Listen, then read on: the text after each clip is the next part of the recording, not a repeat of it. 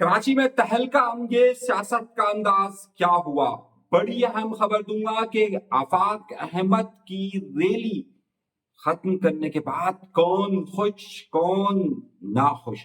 और उसके साथ साथ अहम खबर यह कि जमात इस्लामी का आज बड़ा मुजाहिरा, जमीयत उलमा इस्लाम का बड़ा मुजाहिरा और पाकिस्तान पीपल्स पार्टी की भी बड़ी मूवमेंट। ये सारी बहुत ही तहलका अंगेज खबरें आज के प्रोग्राम में शामिल करने वाला हूं। इससे पहले कि मैं अपने प्रोग्राम का बाकायदा आगाज करूं, हर बार आपसे दरख्वास्त करता हूं कि अगर आपने चैनल सब्सक्राइब नहीं किया तो सब्सक्राइब का बटन जरूर दबाइए, जरूर दबाइए, जरूर दबाइए। आइए, इससे पहले कि गुफ्तगू के सिलसिले का आगाज करें, आज इतवार का दिन है और इतवार के दिन आपको मालूम है कि हम छुट्टी पर होते हैं, इसलिए जहां बैठे होते हैं वहीं से हम अपने आप वीलॉग शेयर करते हैं। आपको बड़ी अहम तहलका अंगेज खबरें मैं देने वाला हूं। आज सबसे बड़ी और अहम तहलका अंगेज खबर यह देने वाला हूं कि फलस्तीन के हवाले से मुजाहिरों का सिलसिला कराची में जारी रहा। दो बड़े मुजाहिरे आज हुए, जमीयत उलमा इस्लाम का मुजाहिरा हुआ मौलाना फजलुर रहमान साहब का, और जमात इस्लामी का मुजाहिरा हुआ। लेकिन जो बड़ी खबर और बड़ी तहलका अंगेज खबर मैं आपको देने वाला हूं वो खबर यह है कि आमतौर पर फलस्तीन एक इतना बड़ा इशू है कि मासूम नौजवानों का कत्ल हो रहा है, मासूम बच्चे कत्ल किए जा रहे हैं, औरतों को निशाना बनाया जा रहा है और जुल्म और सितम की इंतहा हो चुकी है। यूनियन ऑफ मुस्लिम स्कॉलर जो हैं उसकी तमाम मुस्लिम जमातों ने इस बात का अंदिया किया कि तमाम लोग जहाद फर्ज हो चुका।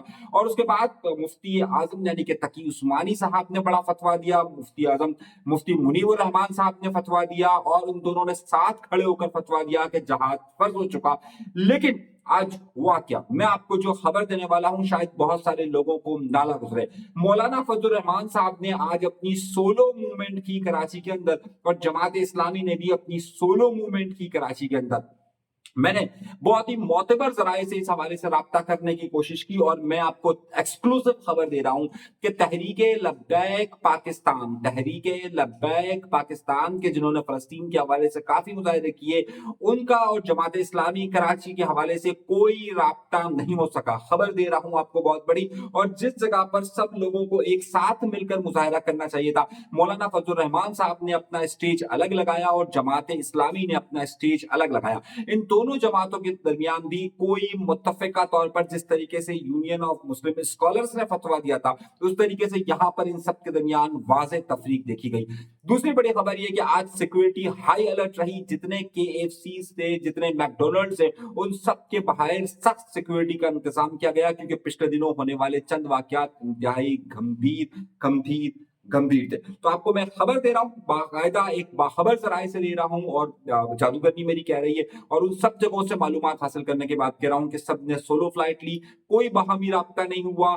यहां तक के तहरीक लब्बैक सुन्नी तहरीक ने पिछले दिनों मुजाहिरा किया था, वो भी सोलो मुजाहिरा किया था, कोई एक मुश्तरका प्लेटफॉर्म नहीं बन सका है। ये एक्सक्लूसिव खबर दे रहा हूं। आइए अगले खबर की तरफ।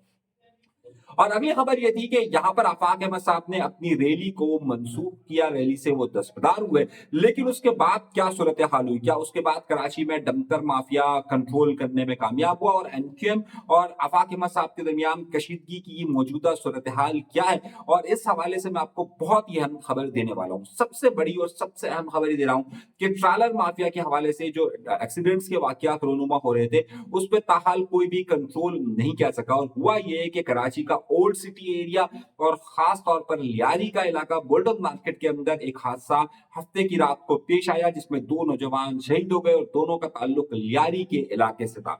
हैरतअंगेज तौर पर उर्दू बोलने वाले नहीं है कि जिसको कहा जाता कि जनाब ये महाजर और उसको सिर्फ हो रहा है मामला, उस हवाले से वहां पर जो लोग थे हमने काफी इश्तिहाल पाया जाता है। मैं रात गए उस इलाके में गया था, मैंने मालूमात हासिल की, वहां पर भी सूरत हाल गंभीर है। अभी जब मैं आपसे प्रोग्राम कर रहा हूँ गुलशन के इलाके में वाकया आया, और वहां पर एक बड़ी गाड़ी यानी फॉर्च्यूनर ने वहां पर हादसे में थी, और वहां पर फॉर्च्यूनर को लोगों ने आग लगा दी। ये इतलात हम तक आई। अब सवाल यहाँ पर आता है कि कल अगर आफाक अहमद साहब की जो बात थी, आफाक अहमद साहब अगर दस्तबरदार हो गए और उन्होंने रैली का इनेकाद नहीं किया, तो उसके बाद क्या ये डंपर ट्रालर, जालिम ट्रालर्स का और एक्सीडेंट्स का वाकयात रुक सके? तो जवाब है नहीं, नहीं और नहीं। क्या ये रुक पाएंगे? तो अब तक की जो ताकत का मुजाहिरा नजर आ रहा है उससे तो ये बात वाज़ेह तौर पर नजर आ रही है कि जनाब ये मुमकिन होता हुआ नजर नहीं आ रहा है। अब मामला क्या है, उससे पहले कि मैं आपको पाकिस्तान पीपल्स पार्टी की और दीगर जमातों की खबर दूं, मैं आपको बहुत सारी अहम तफसीलात देने वाला हूं।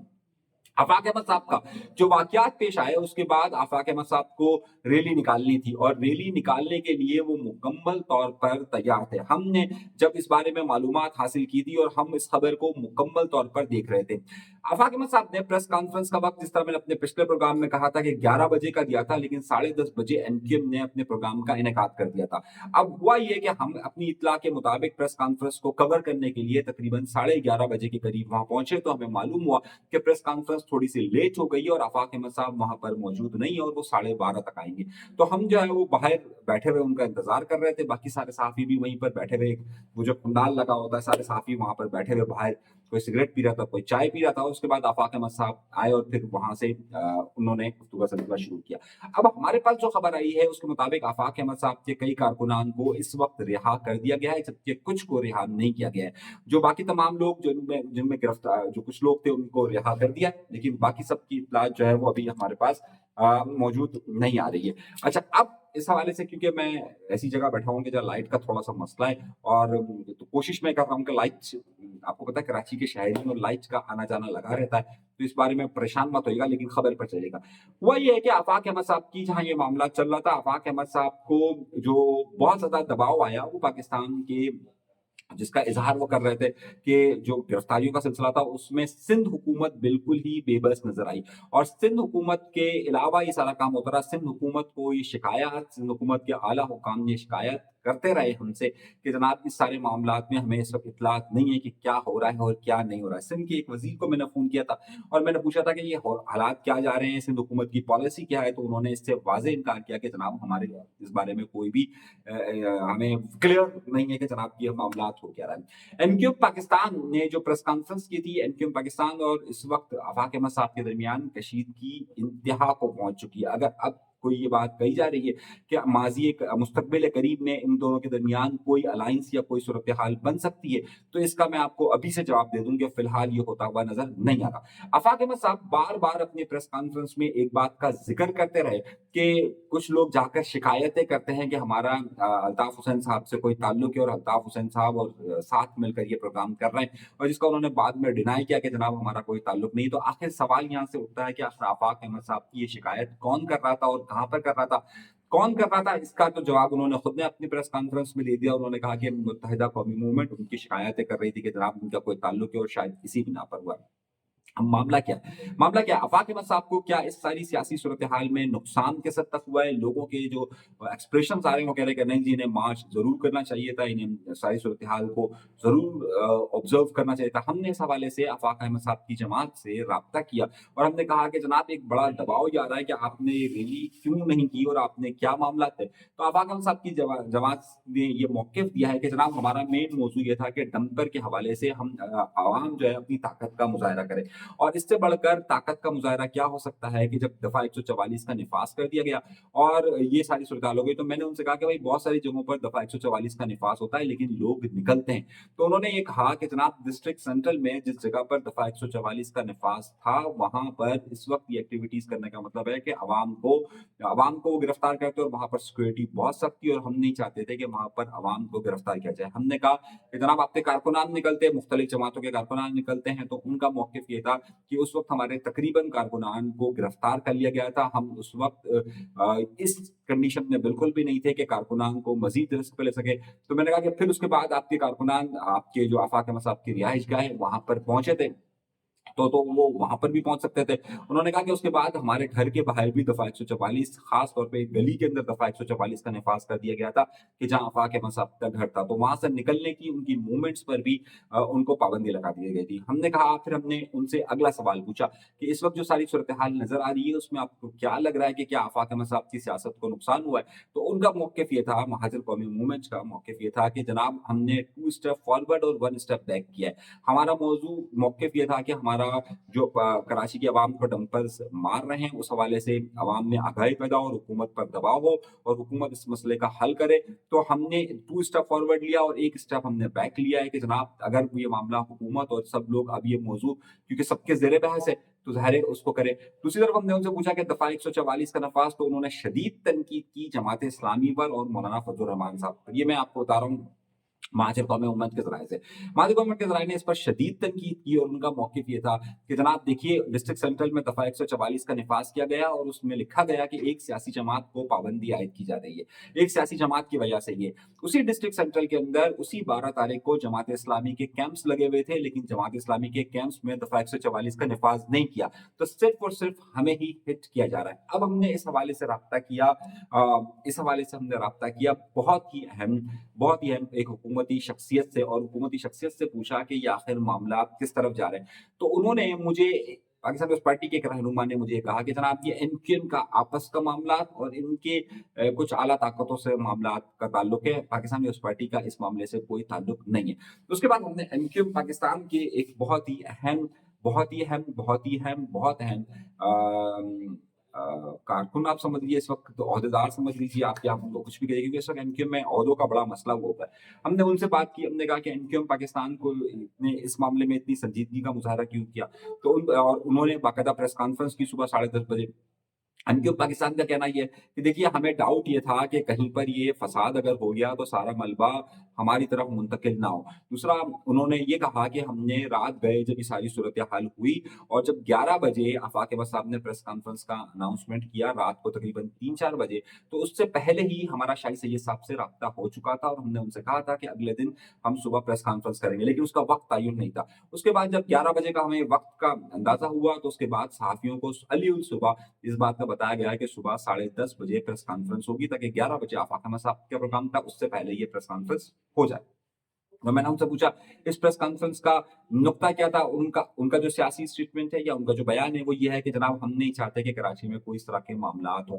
हमने कहा आपने खास तौर पर टारगेट आफाक अहमद साहब को क्यों किया? क्यों आफाक अहमद साहब से क्या आपको किसी ऐसा खतरा नजर आ रहा है कि डिस्ट्रिक्ट सेंट्रल में कोई आपकी प्रेजेंस को या आपकी मौजूदगी को ज्यादा नुकसान पहुंच सकता है? तो उन्होंने कहा कि देखिए, आफाक अहमद साहब के सियासत अपनी जगह पर है, लेकिन ज़ाहिर है वो भी महाजिर सियासत करते हैं और हमारा भी महाजिर इतिहास के अंदर होल्ड है, और हम नहीं चाहते थे कि कोई इस तरह की कैफियत हो। उन्होंने इस बात का जवाब देने से इनकार कर दिया। एमक्यूएम पाकिस्तान के जो जादूगरनी है, उन्होंने ये बात मना कर दिया इस बात का जवाब देना कि हम इस वक्त आफाक अहमद साहब के मुतालिक कोई खुलकर ऐलान बात नहीं कर रहे, लेकिन आइंदा दिनों के अंदर अगर आफाक अहमद साहब की तरफ से इस तरह के जुमलों का तबादला हुआ, तो फिर आफाक अहमद साहब को हम खुलकर बात करेंगे। तो मैंने कहा कि पहले तो खालिद मकबूल सिद्दीकी साहब की तरफ से पैगाम दिया गया, और महाजिर कौमी मूवमेंट आफाक अहमद साहब आप पर बराह रास्त ये इल्ज़ाम आयद कर रहे हैं कि आपने मुक़तदरा हलकों को कहकर उनके खिलाफ ये ऑपरेशन करवाया है। तो उनका कहना ये था कि जल्द आपको बहुत सारे हक़ाइक़ सामने आ जाएँगे, इस बारे में मैं अभी कुछ कहना नहीं चाहता हूँ। ये बयान है मुत्तहिदा कौमी मूवमेंट पाकिस्तान के रहनुमा का। अच्छा, अब उसके बाद की सूरत-ए-हाल क्या हुई? उसके बाद ये हुआ कि कामरान खान टेसोरी साहब और मुर्तज़ा वहाब के दरमियान काफ़ी कशीदगी पाई जाती थी।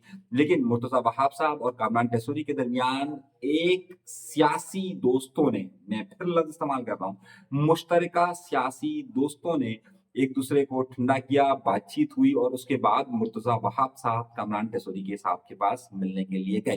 कामरान टेसोरी साहब भी बहुत अच्छी तरीके से सियासत करते हैं, तो आमतौर पर वो जब लोगों से मिलते हैं तो सोफे पर बैठकर मुलाकात होती है, लेकिन इस बार जो है उन्होंने बॉस की चेयर सँभाली और सामने मुर्तज़ा वहाब साहब को बिठाया, लेकिन बहरहाल ये ज़्यादा अच्छा, दोनों ने मिलकर फिर सहाफ़ियों से एक वीलॉग के तौर पर गुफ्तगू की, और उन्होंने कहा कि जनाब जो कुछ भी मामलात है, अब हम बैठकर काम करेंगे, साथ मिलकर काम करेंगे और साथ ही बात करेंगे। बेसिकली वहाँ पर सीज़ फायर हो गया, लेकिन ये सीज़ फायर होता हुआ नज़र नहीं आ रहा। दूसरी तरफ सईद गनी साहब ने एमक्यूएम पर कड़ी तनकीद की, ख़ास तौर पर एमक्यूएम के लिसानी मामलात के हवाले से कड़ी तनकीद की उन्होंने, वो भी बात सामने आई है। तो दरहकीकत ऐसा लग रहा था कि जो कामरान टेसोरी साहब के मामलात जो है वो अब मुर्तज़ा वहाब साहब से, अच्छा पाकिस्तान पीपल्स पार्टी से उनके मामलात बेहतर हैं, लेकिन यहाँ पर आकर ये मामलात जो है वो दोनों के खराब हो गए थे। तो मैं लफ्ज़ इस्तेमाल कर रहा हूँ, कुछ सियासी लोगों ने, मैं किसी और तरफ इशारा नहीं कर रहा हूँ, कुछ सियासी लोगों ने, मुझे मालूम है एक साहब का नाम भी कि जिन्होंने इसमें बड़ा एक अहम किरदार अदा किया, मैं उसका नाम अभी लेना मुनासिब नहीं समझता, लेकिन मेरी जादूगरनी के मुताबिक उन्होंने बड़ा अहम किरदार अदा किया इस सारे मामलात को डिफ्यूज़ करने के लिए।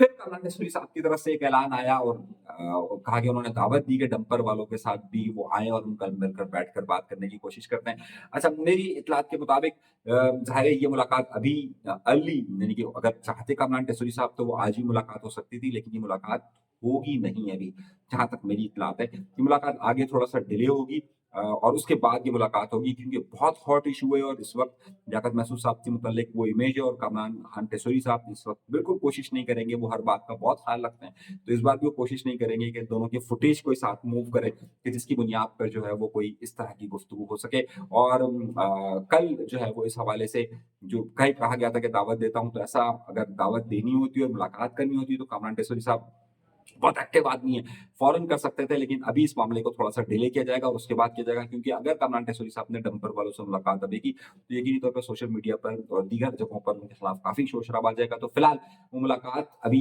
فائنلی طے نہیں ہے، اگلے دنوں میں طے ہو جائے وہ ایک الگ بات ہے، لیکن فی الحال وہ طے نہیں ہے۔ شاہی سید صاحب وغیرہ سے ان کی ملاقات میں توقع ہو سکتی ہے، لیکن یہ ملاقاتیں ابھی فی الحال پاسبل نہیں ہے کہ وہ لیاقت محسود صاحب کے ساتھ ملاقات کریں۔ یہ ہو گئی اب تک کی اپڈیٹ۔ اب کچھ اور سوالات، اور ایم کے لندن کے بھی کئی کارکنان کی اس وقت گرفتاری عمل میں لائی گئی ہے، انہوں نے اس بارے میں کافی تشویش کا اظہار کیا ہے، اور ان کی گرفتاریاں کراچی اور حیدرآباد دونوں جگہوں پر ہوئی ہے۔ ان گرفتاریوں کا سلسلہ بھی ابھی جاری ہے، اور اس سلسلے میں بھی آئندہ دنوں کے اندر آپ کو بڑی ہی اہم خبر ملنے والی ہے۔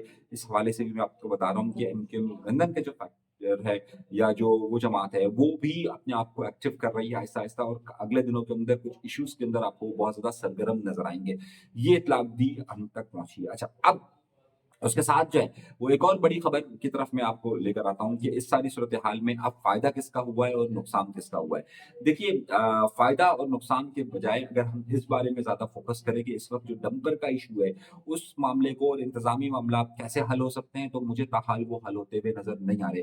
ایک اور سیاسی موو کی ضرورت پڑے گی، اور اس حوالے سے مزید زیادہ آوازیں بلند ہوں گی، اور جب تک یہ مسائل حل نہیں ہوں گے تب تک یہ سارے ایشوز اسی طریقے سے جاری و ساری رہیں گے۔ یہ ہو گئی اب تک کی اہم خبریں، اور جو پچھلی ساری اپڈیٹس تھی اس میں کچھ اور پیش رفت بھی اگر ہوگی تو ہم آپ کو آگاہ کرتے رہیں گے، لیکن اب تک کے لیے اتنا ہی۔ اللہ تبارک و تعالیٰ آپ سب کو خوش و خرم رکھے، آباد رکھے، سلامت رکھے، قائم رکھے۔ اجازت دیجیے گا، اللہ نے کے بعد، اور ہاں، چینل سبسکرائب نہیں کیا تو سبسکرائب کا بٹن ضرور دبائیے گا۔ اجازت دیجیے گا۔